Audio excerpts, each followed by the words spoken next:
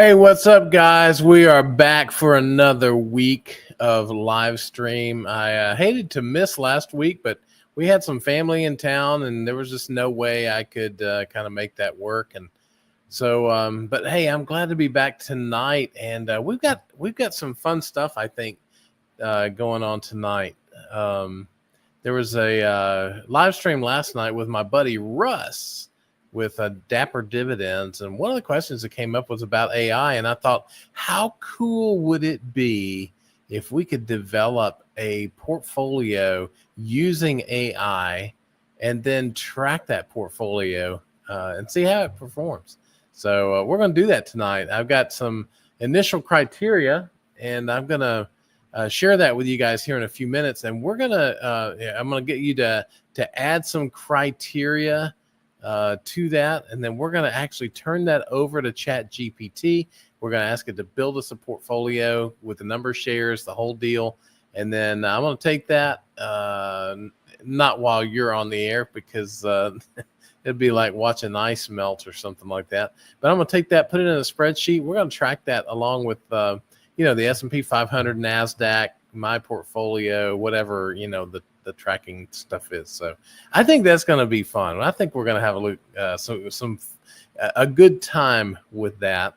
Then there's some news, I guess, was Hershey today. So thought we would kind of walk through that. And and there was a question for Kevin. And speaking of that, if you're not a part of the Discord, you should consider doing that. It's free of charge. You just go in, sign up. And, we have some fun conversations. Some of them are fun, some of them not so fun, but about stocks and not just about stocks. Sometimes it's about other stuff too. So, but anyway, if you're not a part of that, the link is in the comments to this live stream. So just click on that, join us, and we'd love to have you. So, well, let's go ahead and get started. Let me see who all is here. If you're here on the broadcast, give me a little shout here, so otherwise I won't even see you. I don't know you're here. So we got Billy. Billy's, and yes, we did, Billy, get a bit of a reprieve from UNH and Elements. I think Elements peeled back a little bit today, but UNH, is doing pretty well. I saw something today. It was actually in the Discord about, I think it was about Warren Buffett's company buying some warrants that would, Warren and warrants that would potentially, give them the ability to buy a lot of shares into UNH. So I think there is a lot of interest in United Healthcare at these levels. I'm not sure I'm going to buy more, because even at the time before everything kind of fell apart for them, they were pretty well valued in the portfolio. So I am keeping my shares. I'm not getting rid of them. I've not sold any UNH shares. I'm just going to ride this through. But I think the only thing, I think Elements is fine. I think I think that's going to do okay in the long run.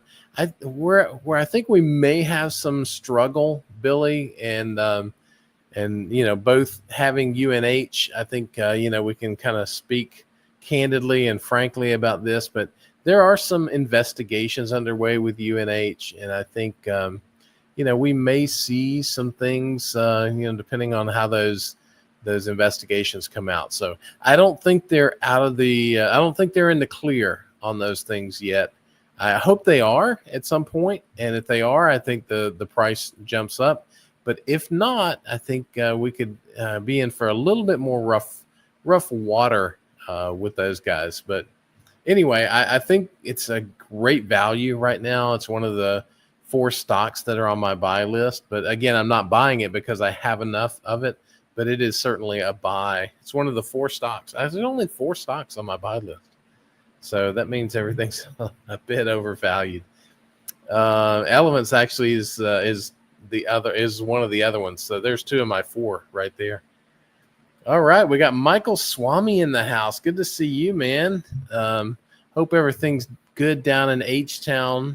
And Let's see. We got Pat here. It's a little warm down there. Pat, it is warm, but it has leveled off a bit. I mean, I think I heard the other day that we had something like 23 straight days above 90 degrees, and the humidity was off the charts. It was just oppressive almost. It was crazy. We were just like walking outside and it's 95 degrees, 100 degrees, and then you put a wool blanket on with all that humidity. It was just awful. Getting in the beehives was, I had to do it early in the morning. It was just too hot. And any work that we did around the farm, I did before noon, and at noon I would come in and I would, do computer stuff or whatever from that. Because I'm retired, man. I don't have to work in the heat if I don't want to. So there you go. But yeah, it has been warm, but I will tell you, it is pretty mild, pretty moderate, I guess, for this time of the year down here. So I think it was, I don't think it even hit 90 degrees today, maybe 87, 88, something like that. So, I mean, from Michigan, Pat, where you're from, that might be a little warm, but down here, that's almost a fall day. So Russ is here. Howdy, partner. What's going on, man? Mr. Income has joined us, and glad to see you here, man. So, Russ, I appreciate the idea for the live stream tonight, man. This came from your show last night, so glad you dropped by. Just kick back, put your feet up, grab your favorite beverage with Bluey on the front. This actually is supposed to say Stanley here, but my granddaughter put a Bluey sticker on it. And, it's kind of like when you shake hands with somebody famous, you don't want to wash your hands. It's, same thing. When she put that on here, I just don't want to take it off. So, but I'm sporting some half and half iced tea tonight, made by who makes that? I'll think of it here in a little bit. But I mean, I make it. It's it's I have a gallon of unsweetened, a gallon of sweetened. I basically pour it half and half. So yeah, absolutely. Yeah, Michael says H-Town is anything but moderate. There you go. Wow. Oh yeah, Russ, that's right. You said you were going to be working out of town, so I'm glad to hear that you're really kind of a captive audience, man. You're like, you got nothing else to do. There's really nothing on TV tonight. I mean, what is it, Monday night in August? I mean, it's not even Monday Night Football yet. There's just absolutely nothing to do. So that's kind of why you're here, right? Because there's nothing else to do. So hey, let's go ahead and get this thing kicked off, man. I think what I'll do first, let me hit the Hershey stuff first. Then we will go to the AI. Then I'll answer a question for Kevin, and then we'll come back, get your thoughts on the criteria, and then we'll take that criteria, stick it in Chat GPT, see what it comes out with. I think it'll be kind of fun. All right, so here we go, guys. You ready? I'm ready. All right. Hershey. So first of all, cocoa or cacao, I think is how you pronounce it. But cocoa is really only grown in certain spots of the world. So if you look at this little chart here, you'll see that the majority of cocoa is produced in the Ivory Coast as well as Ghana, and then also around Indonesia. And then, there's some like Papua New Guinea and Malaysia, as well as Nigeria, Cameroon, and Brazil, kind of round out that next level of suppliers for cocoa. The challenge is that it's been dry. It's been a dry couple of seasons, so the cocoa is not growing as it should, and therefore there's demand that's not being met. And that's driving the price of cocoa up, which I think, let's just look at this real quick. This is cocoa bean production. The problem is I could not find a chart with 2024 data on it. So this was production through 2023. I did find an article that I'll share here in a minute that says production's down, I think around 14% is what they said. But let's keep going. So you can see I got this. This was a 20-year chart. So you can see the price of cocoa for the last 20 years. All of a sudden, 2024, lights out. It hits the moon. It's up to like $12,000 a whatever that is, a ton, or $12,000. It's not 12,000 pounds. It's got to be a ton. And you can see it's just basically bounced around from the 7,000 to 12,000 to, that kind of range. And after being the last 20 years around the 3,000 to 4,000 price. So that's a pretty significant jump in a very short period of time. I know that Hershey had some hedges in place for a while, but we all knew that those were going to roll off, and they have rolled off, and we still don't have very good production of cocoa. So I made this a little bit shorter. This is a 3-year chart, so you can kind of see the volatility and where it's been. But the point is that the price of cocoa is out of the roof, starting to go back up. And so what does that mean? It means that Hershey's price is going down, but I probably should have put these slides in a different order. But anyway, here we go. Global cocoa production fell by 14% in the 2023-2024 season. I thought this was interesting too. The World Bank cautioned the potential return of adverse weather in West Africa poses a significant upside risk to prices. So I will say this: investing in Hershey is not for the faint of heart. If you're going to invest in Hershey, you got to be ready for the price to go down, and you got to be ready for to be a little longer term than we were originally thinking. Because here's what I thought. I thought that the weather would get better, the production would go back at least to where it was. And then, they would have to work on ways to increase that production with demand increasing. But, the weather is continuing to be dry. That's what came out today. There's, continued dry weather that is going to impact the production again in this year. So, we've been playing around with this thing for, almost a couple of years now, a year and a half, right? Because it was around... I think I bought my first shares of Hershey in December of 24. And that's when it came down, and then it went back up, and then it's come down. So the stock price really, I think, has kind of followed the price of cocoa. So, so here we go. Here's the Hershey chart for the last 5 days. It is down 7%. It is down 4.8% today. So Hershey drops. That means... it doesn't help the portfolio at all. But we're in this for the long term. I think Hershey's going to do well in the long term.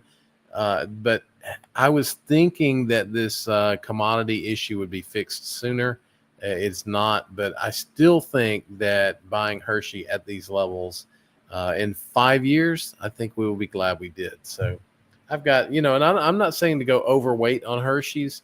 I'm just saying that, having a few shares, not a bad idea if you've got a long-term investing profile in mind. So, all right, so there's Hershey. Now let's roll over to AI. You guys ready for this? I think it's going to be fun. All right, so let me put this on the screen. Let me find it. There we go. Okay, I'm going to make this a little bit bigger. Here's the criteria that we're going to look for. And you can do this, yourself as well. But this, I'm trying to build a portfolio that would match mine, not necessarily match it, but maybe even improve it, right? So what I'm going to ask Chat GPT is to develop a stock portfolio with the following objectives. I want a high probability of achieving at least an 8% return annually. That is the goal for my portfolio. If you guys have followed me for a while, you know that's my goal. So, I want it to produce an 8% annual return. I want it to be a diversified portfolio with no stock being more than 5% of the portfolio. I want it to include only dividend paying stocks, including REITs and business development companies. I want to select a portfolio of stocks that total 1,664,035. Why that number? Because that happens to be the closing value of my portfolio today. That way, when it gives me the shares, I can put them in the spreadsheet, and whichever portfolio is bigger is the one that's doing better. So, and then I want to have no more than $170,000 in remaining cash. Why is that? Because my rule is I don't want to have less than 10%. I don't want to have more than 10% cash remaining on the sidelines. I always want to be at least 90% invested. So that's what I'm giving AI as criteria. So before I put that in and let it generate, I wanted to ask you guys, what criteria should I add to this? Am I thinking about everything? Is there anything else that I should put in there? So before I do that, you guys go ahead and put your comments in there. And while you're thinking and while you're typing that in, I'm going to hit this question for Kevin. I'm being highly efficient tonight, man. It's only 8:15. I feel like we've gone through a lot of stuff in this 15 minutes. So where was I going? Now that I did my ADD thing. So anyway, be thinking about this. I'm going to go to the question for Kevin, and I'll show you where that is. I got to find it. Here we go. There we go. So if you're not a member of the Discord, here it is. As you can tell, if you don't know much about Discords, you can see that there's a lot of different categories here. It really helps to organize the conversations around certain things. There's a general chat. We can talk about brokerages. We can talk about sharing our portfolio, which we do on a daily basis, not because we really care where our portfolios go on a daily basis, but we do like to kind of see how we're doing compared to the market and compared to each other, and I find it to be kind of fun. So, but anyway, one of the channels in here is questions for Kevin. You can see my buddy ex-dividend dad, who I haven't seen on here yet tonight, but anyway, I'm sure he'll catch the rebroadcast on a drive. So ex-dividend dad says, I'm a young 39 years old. Now, I will say that is young for me, but I think there's a lot of folks that are going to watch this that don't think that's very young. And I will say this. As I have aged, and I'm going to turn 60 this year, believe it or not, they're already planning my birthday party because it's going to be that soon. And when I turn, so as I've aged, the worst and roughest year for me was age 40. When I woke up, it was a Saturday morning. And my birthday is a day that everybody is really sad, and it's coming up soon. So you can probably guess when that is. I was laying in bed, woke up, and I just thought, man, my life is over. I'm 40 years old. My life is over. And I will have if that's the way you feel, ex-dividend dad, don't you worry, because the last 20 years have been the best of my life. So you got great things in front of you, man. But so you keep being that young 39-year-old. I'm not even sure you're still 39, but anyway, I'll give it to you, my friend. All right, no, I'm sorry. I got distracted there. He says, I'm starting to, and he says, I have a limited capacity for investing. I'm starting to invest into some I could make this bigger probably. No, I can't. This one won't let me do it. I'll just read it. I'm starting to invest into some speculative companies such as quantum computing. No, I'm sorry. That was from another. That was from a month ago. I I don't know. Did we hit that? I don't know. I don't have anything for that one though. I'm gonna skip down. Sorry about that. So, at what price point? This is from Ex Dividend Dad still. At what price point are investing in? Let's see. At what price point are investing, or am I going to invest in Visa, MasterCard, or American Express? Then he says Visa has hit a nice bounce off of a trend line. This is my current target. So, an ex-dividend dad knows this, and if you don't, then I don't really follow technical analysis. I'm really more of a business investor. I invest in companies and balance sheets, not necessarily sentiment and trend lines. So, and I'm not saying there's anything wrong with that. I'm just saying that uh, I don't spend my time on those. But so anyway, he wants to know Visa, MasterCard, American Express. What are some good times to invest in those price wise? So let's swing over, if you don't mind. I've actually already separated these out. Let's swing over. Take a look at Visa. Yeah, that's right, Russ. I am a fundamental investor. I invest in fundamentals.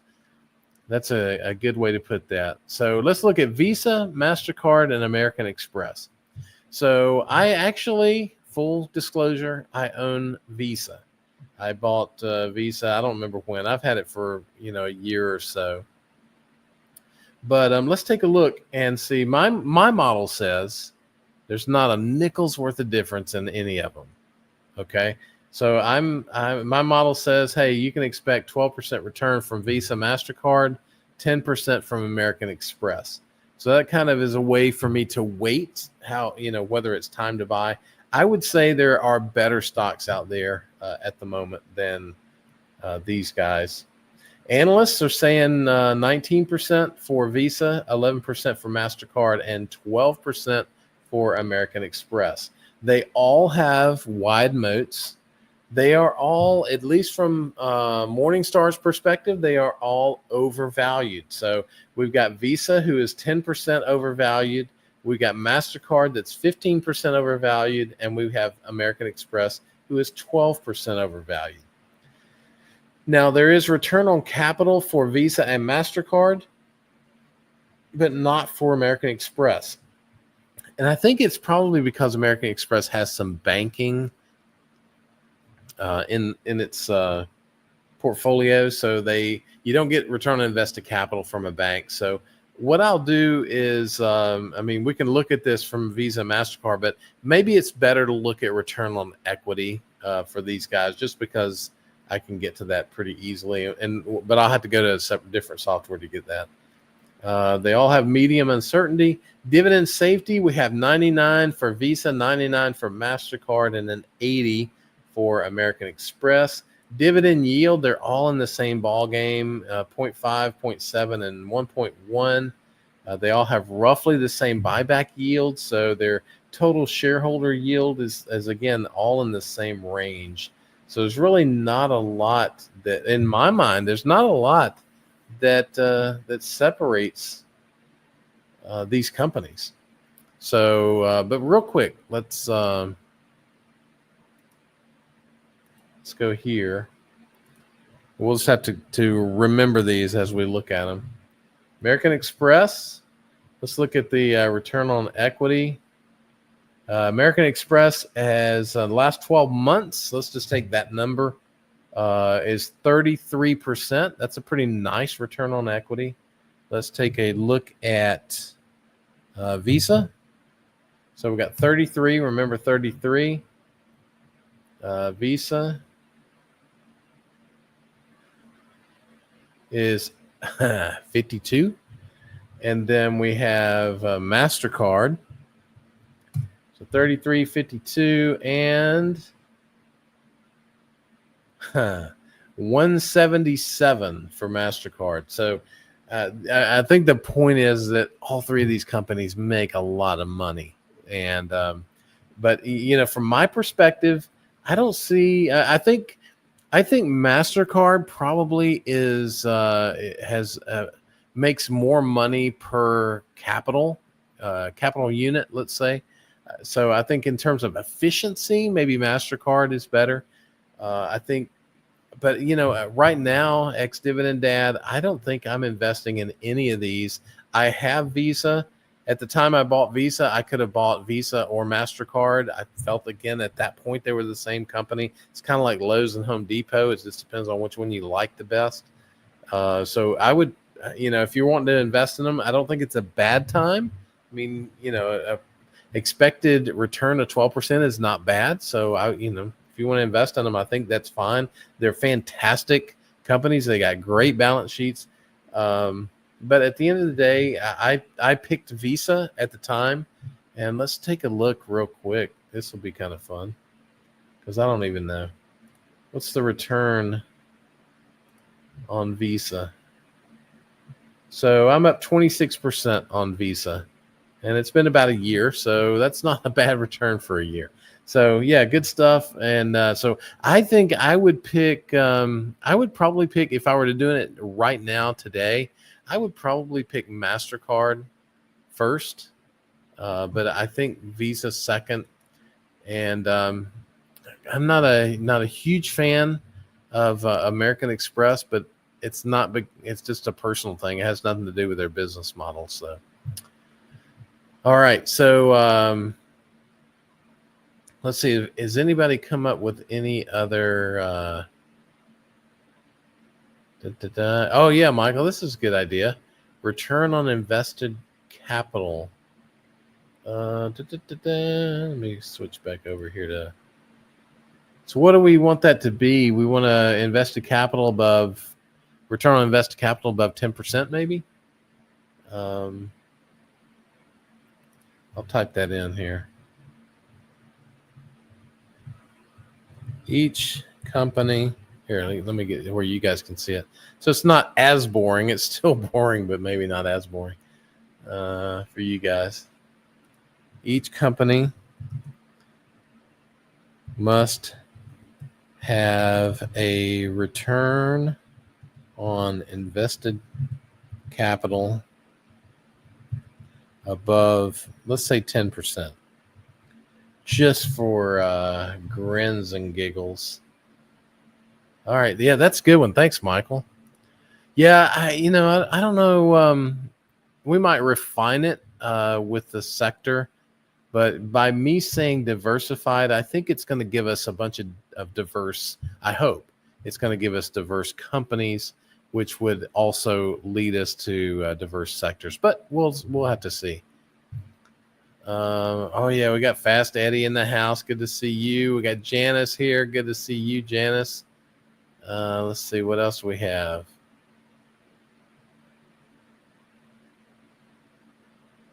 Yeah, I got some other questions here. I'm just kind of skimming through to see if I've got anything. Yeah, Russ, I think that's right. They loan out money, which means they have they have some banking in their portfolio, which is why they can't give us a return on invested capital. Yeah, that's right. They have credit risk also. So, okay. So, are you guys ready for this? I'm ready. Let's flip over. I'm going to copy this. Here we go. Copy. We're going to flip over to Chat GPT. We're going to paste this in.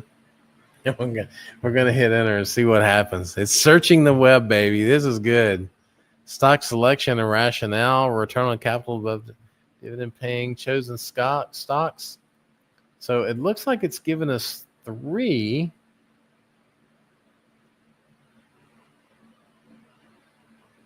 Let's see. You need to address that. You need many more holdings.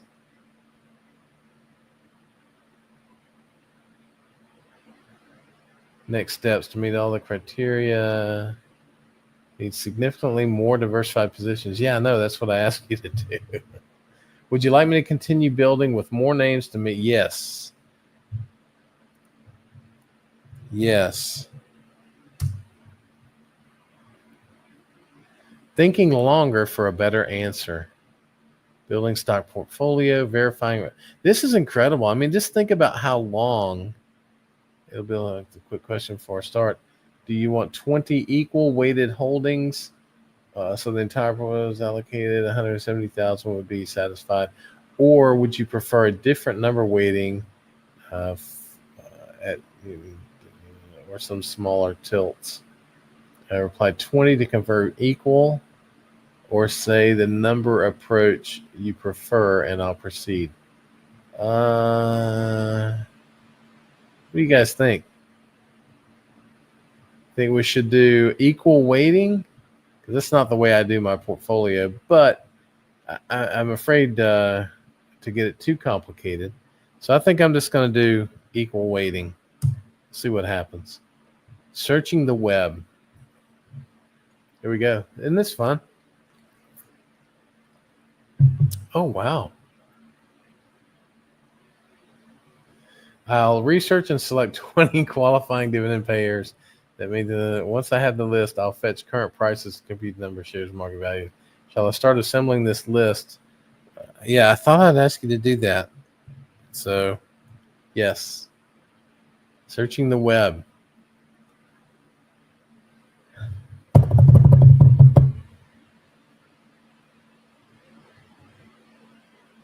There's a lot of interesting stuff here. I'll proceed with constructing, but only using dividend-paying companies that meet both your critical filters. So far, we've been. So I'm going to start to call the remaining 19. Yes. Yes, and don't come back until you have the other 19. It looks like this might take a while, guys. So I tell you what I'll do. It looks like. Let me see where this goes.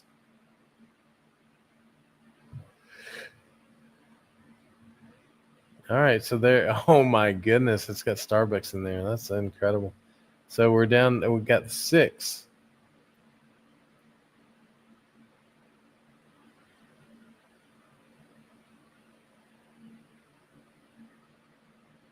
Yes. Please. All right. So I know this is not great TV here, but it's really kind of fun. We got Yum Brands. Looks like they got 6 out of 20 so far.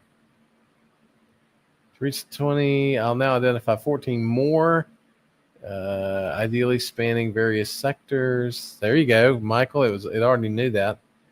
Once compiled, I'll fetch current prices and compute the number of shares. Would you like me to continue expanding this list, or is there a particular sector or style you'd prefer?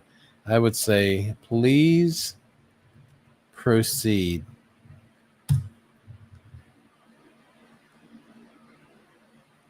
This is actually pretty cool. Here's the latest update. They've now identified 7 out of 20. So, I mean, it does take a while, even for AI. And of course, I'm not looking to see if I agree with these picks, but it looks like I'm going to have to go through about 20 iterations here for it to come up with 20 stocks.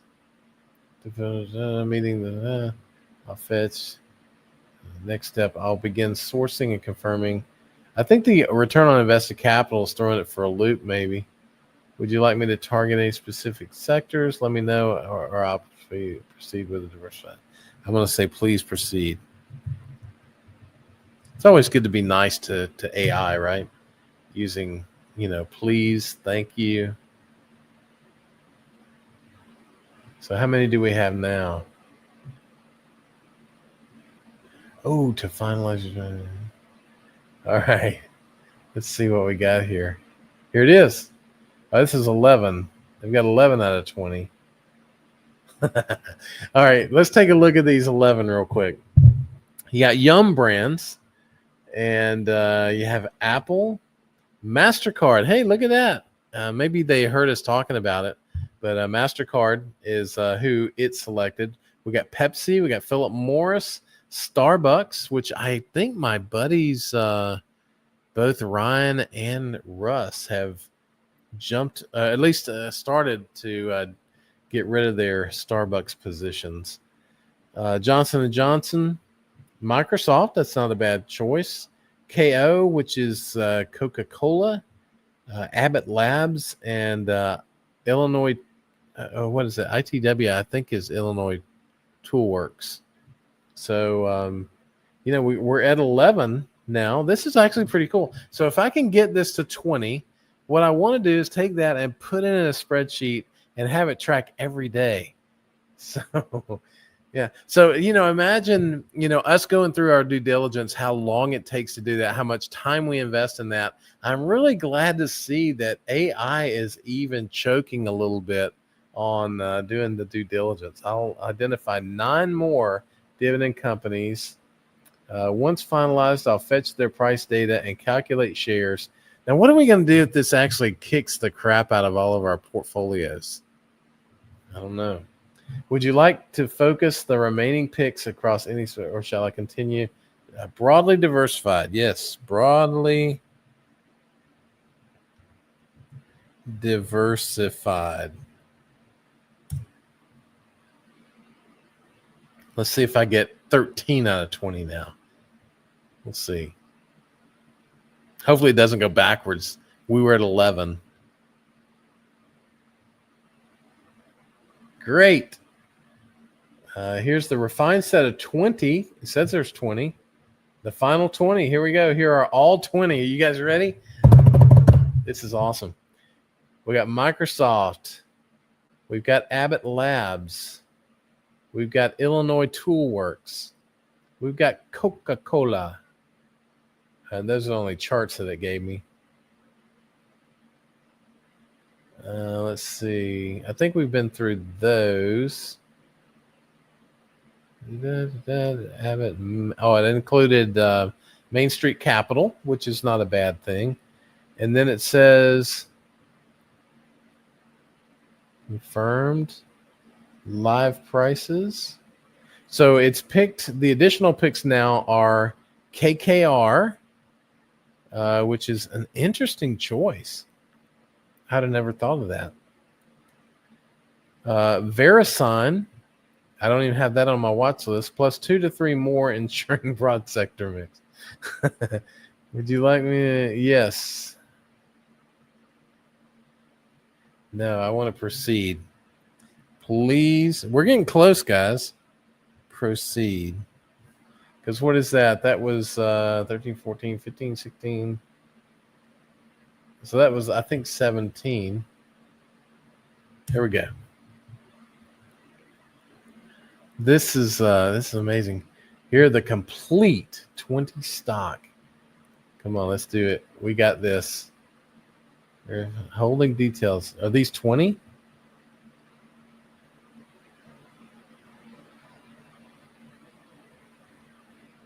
If you'd like, I can confirm it. Refine share counts, add dividend yields, assist with rebalancing and periodic updates. So we've got Main Street. All stocks pay dividends. I just want the list. Oh, I've hit my free limit. That stinks.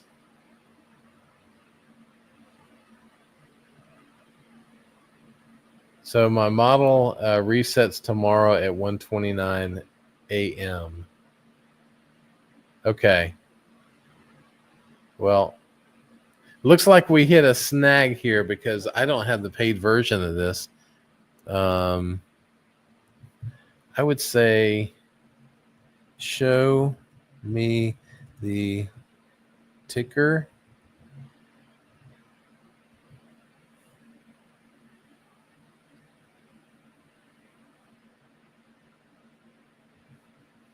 Shares and and market value of each holding. I know this is like watching paint dry, but I think it's a lot of fun. All right, here we go. Oh, okay, here we go. This is it. Approximately well under your 170 limit for cash. Okay, here we go. We got Yum Brands. We talked about Apple, MasterCard, Pepsi, Altria Group, Starbucks, J&J, Microsoft, Coca-Cola, Abbott Labs, Illinois Toolworks, Main Street Capital, FSK. I think that is that. I'll look that up. I think that was that KKR.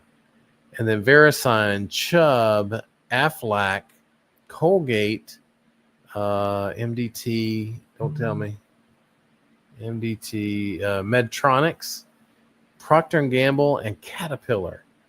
So those are the stocks. That's going to be our portfolio, guys. We're going to call this the AI portfolio. I'm going to put that in the spreadsheet. Each week, we're going to see how my portfolio did, how the S&P 500 did, how the Russell 2000 did, how the NASDAQ did, how the the Dow Jones, and then we're going to call this AI. So we're going to have a few things to look at here. This is going to be pretty cool.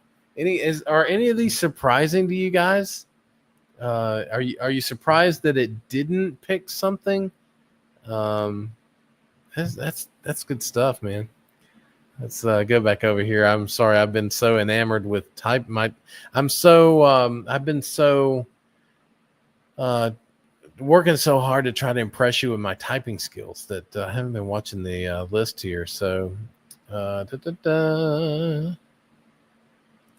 suggested realty income.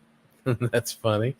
All right, yeah, realty income is fine. I just think it'll underperform its peers and feel more like owning a bond. Yeah, I think that's right. Yeah, and I think it's just so big now, Russ, that it's going to take a huge amount of capital for that thing to grow. And maybe they have access to it. I don't know, but love AI, not up to human standards yet. Usually suggests what is popular. Yeah, that may be true, Steve. And it's really kind of interesting because I thought it would just come right back and say, here you go, right? But I mean, the interesting thing to me is it took it several iterations, and I just thought it would have all that data at its fingertips. But yeah, AI is stalling. That's right, Michael. Yeah, I think return on invested capital might have been the holdup, but yeah, we'll see. I think it's an important measure, though. Yeah, Pepsi's in there, my friend.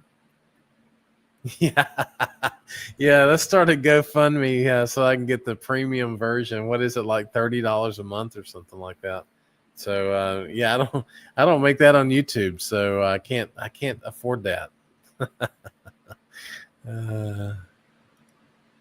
Yeah, now yeah, you may be right.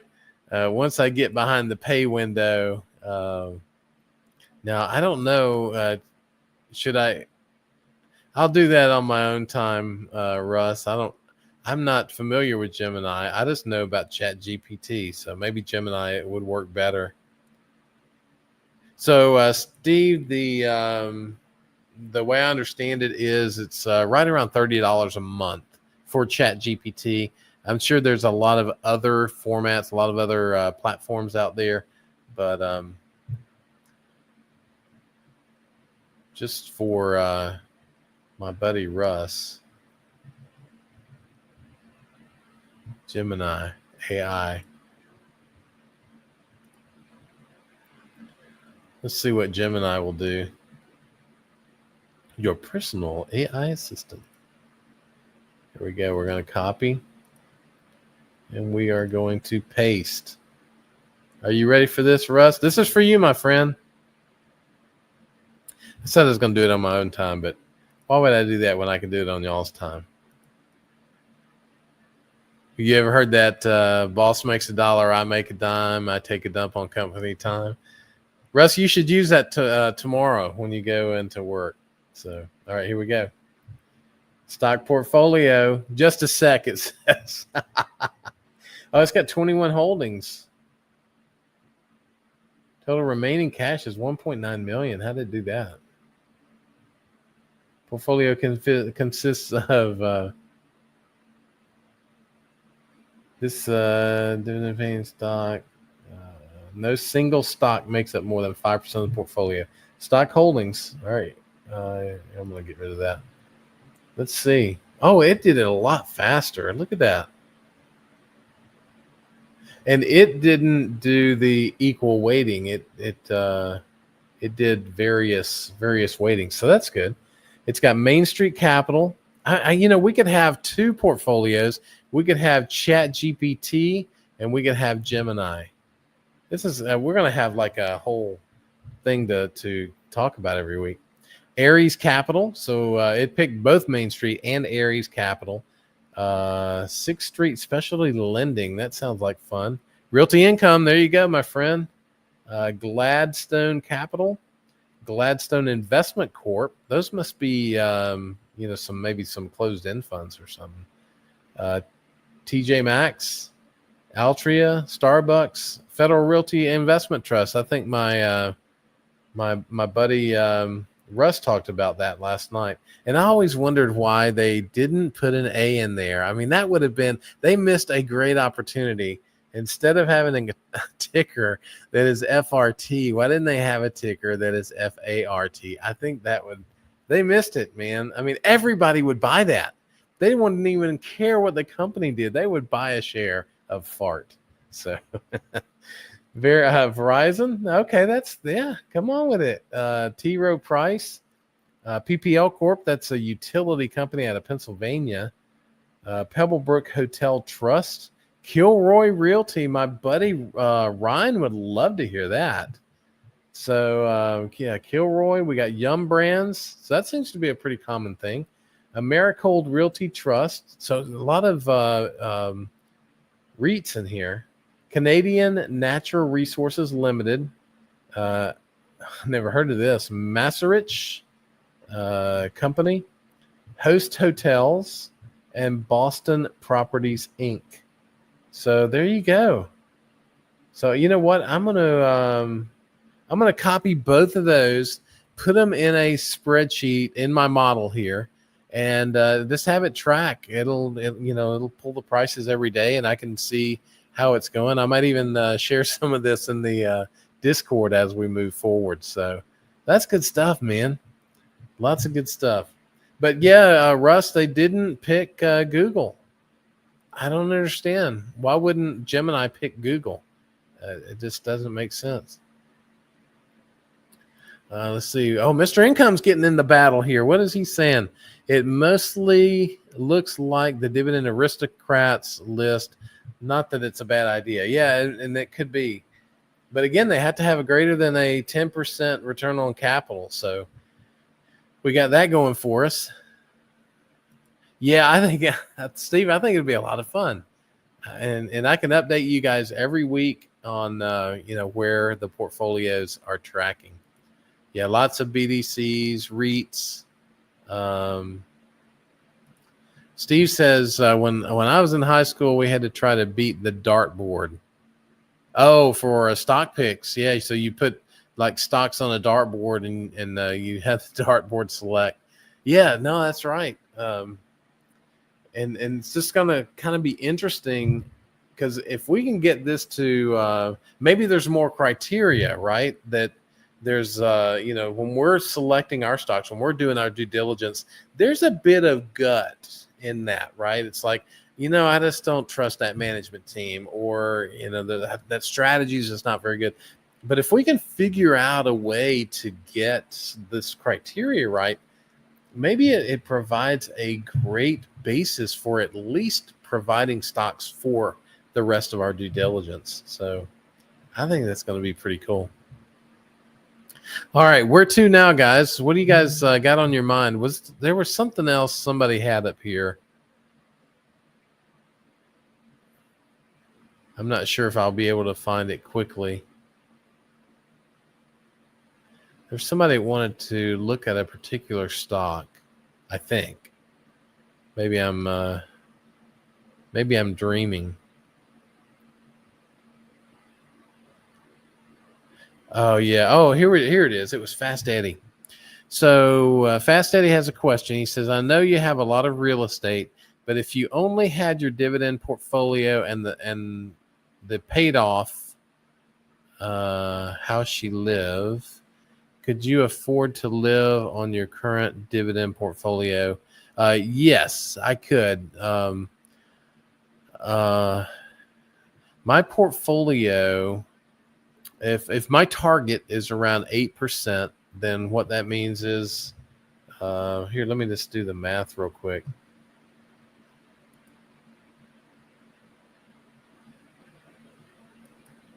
Okay, so let's just say it's 1,700,000 because I don't remember what the numbers were. And then if it's 8%,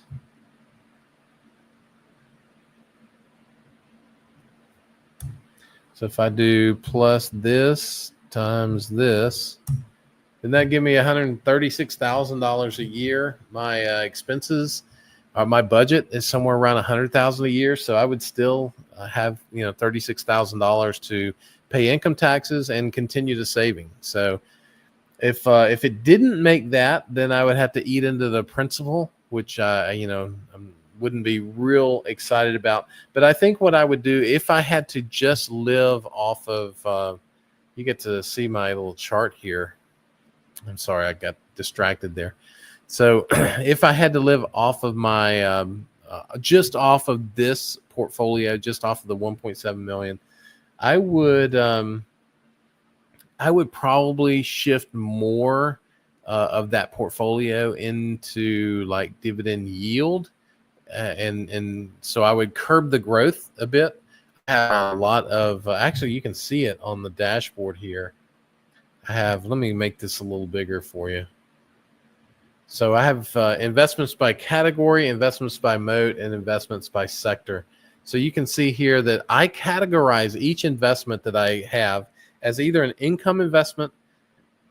S&P 500 is my investment in VU, and I don't consider that anything. I just count it as S&P 500. And so really I only categorize my individual stocks.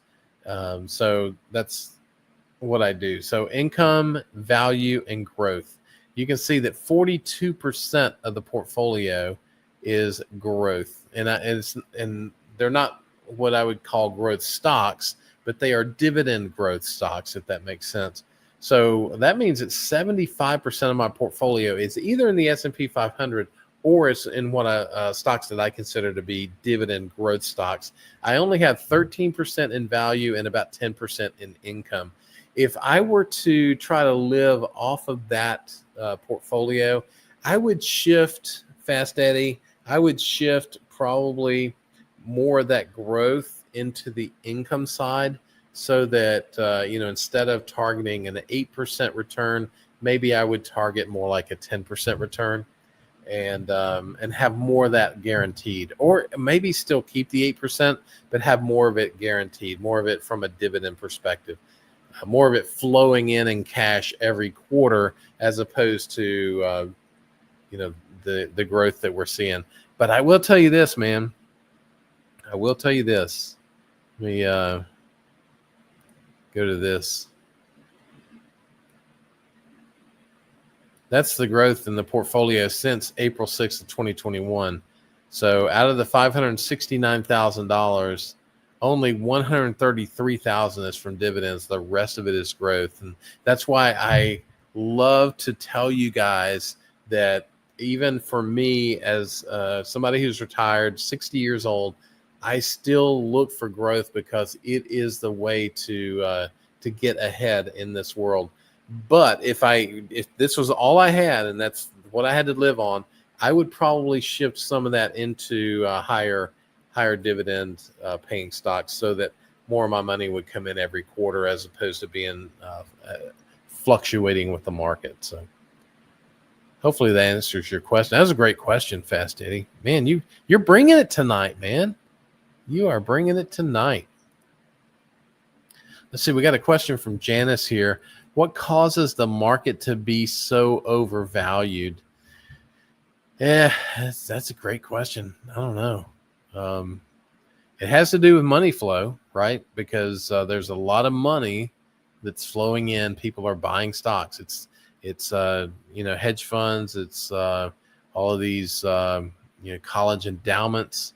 It's pension funds. There's a lot of money out there, and what better market to be in to make money than in the U.S. market? So there's a lot of money that flows in. And then when things don't look so good, that money kind of gets sucked back out. And as that money gets sucked out, then the prices go down. And so I just think there's a lot of positives.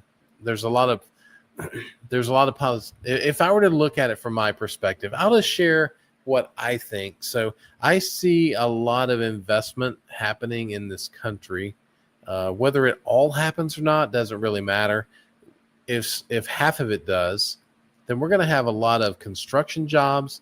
We're going to have a lot of new jobs because of the, like these chip companies and stuff like that. There's going to be a lot of new jobs in this country. And I think there's a potential that there could be a lot of growth. It won't happen in 2025, but I think like mid 26, maybe in 27, I think you're going to see a nice bit of growth in wages and in spending, and the economy is just going to take off. So that's my viewpoint, and we'll see whether it comes to pass or not. That's why I'm what am I here? I'll take you over here with me. Let's take a look at my dashboard. If I can get my cursor over there. I'm gonna move this over here. You can see that I only have $26,000 in cash. That means that I only have 1.6% of the portfolio that is sitting ready to be invested in cash. That means that I am 98.4% invested. I don't have a lot of cash sitting on the sidelines. If I were to want to buy a company, buy a stock, I would have to sell something else to buy it with. I mean, I could start a position with this, but then I would have none. So I got a gnat in here. It's starting to bother me. So anyway, that hopefully that helps, Janice. At the end of the day, I don't know, but I do know that there's a lot of money out there. I do know that there's a lot of potential future earnings, and it may be that that money is getting positioned earlier than it would rather get started when prices are lower than after things start to percolate, if that makes sense. So, and Michael has a good answer too. I mean, Michael says it's greed, and that could be that could be it too. I don't know.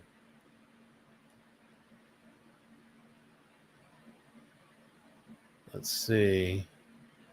So Steve wants to see this for other industries. So maybe not just the financial. I think you're talking about the MasterCard, Visa, and American Express.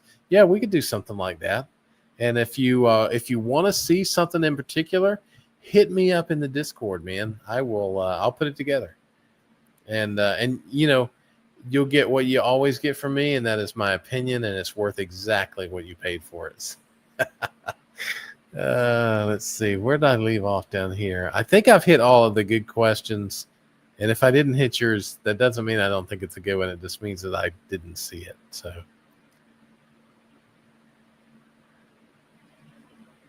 oh, Billy wants to look at Lockheed Martin. That is a good one. So let's do that. Let's take a look at my friends at Lockheed. So I'm not sure what you want to look at there. So let me just do this. Let me go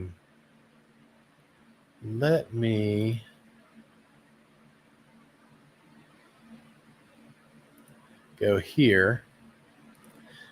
And just to look at a little bit of, so Lockheed Martin's got a dividend safety of about 80. It's sitting at a 3%. 3.1% dividend yield, which is pretty high, I think, for them. But, I mean, let's take a look at some of the numbers here. They've got a dividend growth of 7.2% on average for the last 5 years. The latest was 4.8%. They pay a dividend of $13.20. That's a nice little chunk of change. If I look at their payout ratio, they're sitting at around, mid to upper 40s, and that's certainly very doable. They had some kind of blip that caused their cash flow payout to be 90%, but typically it's not that. Earnings per share looks good, although it is trailing off a little bit. Let's take a look at return on invested capital, around 17%. I like that. You can see that their share buyback, the shares outstanding, their share buyback has been incredible over the last 10 years. Net debt to capital is pretty high, but I think it's because of all of these share buybacks. And I won't go through that because we're coming close to the end. But if you see a lot of share buybacks, that typically means you're going to have a lower equity value than is real, which is also why I like to use return on invested capital rather than return on equity. And if you don't understand that, come back next week and ask me, and we'll go through that in more detail. Interest coverage ratio does not look that great, though. So you got that going for you. But, let's do this, Billy. I should have done this to start with. Stock listing. I'm going to get rid of those three and then pull up Lockheed Martin. This is everything I look at for Lockheed Martin. So I own, it's 1.9%, let's say, of the portfolio. I say it's going to have a 14% return over the next year. Analysts are saying 15%. And I don't use the analysts' predictions in my spreadsheet. I calculate it, but I want to compare and see if maybe I missed something, right? But, it's just interesting that we are so close. The wide moat, it is at a fair value. It's about 19% undervalued. It's got a return on invested capital about 19%, which we saw a dividend of 80. Dividend yield 3.1. Buyback yield is 3.1. So the shareholder return is 6.2%. So I think there's a lot of good going on in Lockheed Martin. But I'm not looking to buy it at this point. It's certainly it's a hold on my list, but it's not a buy. So see what my friend Rust here says. APH, Amphenol, is at another new all-time high today. Did a $10 billion acquisition of nearly all of COMM's assets. So yeah, it's been rocking. If you guys didn't get in on that, it's been an incredible stock. I mean, take a look at this. I started buying in January, and look at this. That dude is up 64% so far this year. So it's done really well. It's gone up as much as a stock I've had for 4 years. So it's just been crazy. So it's been a crazy good stock.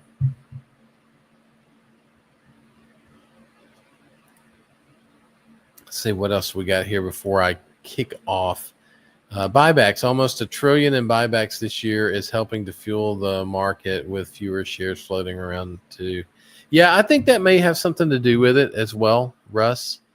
I think it does a couple of things. I think it not only puts money in the market. The challenge is that the money goes in and buys the stocks, but it retires them, right? So they never come back. So the market will always stay inflated a little bit because of that. But then it also changes the trajectory of the earnings per share. So I think that's an important point as well.